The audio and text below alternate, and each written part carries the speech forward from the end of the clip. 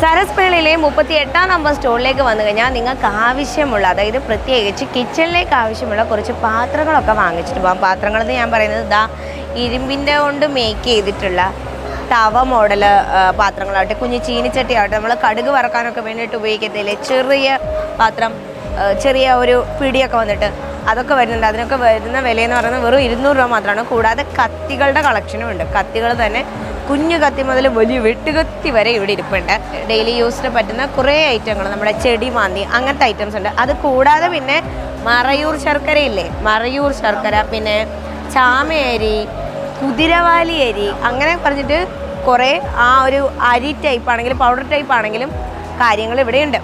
അപ്പോൾ ഞാനിപ്പോൾ ഈ പറഞ്ഞ ലിസ്റ്റിലുള്ള സാധനങ്ങളൊക്കെ വാങ്ങിക്കാൻ ആഗ്രഹിക്കുന്നുണ്ടെങ്കിൽ നിങ്ങൾ വരേണ്ട സ്റ്റോൾ നമ്പർ ഏതാണെന്ന് മറക്കണ്ട. നമ്മുടെ സരസ് മേളയിലെ 38 നമ്പർ സ്റ്റോള്.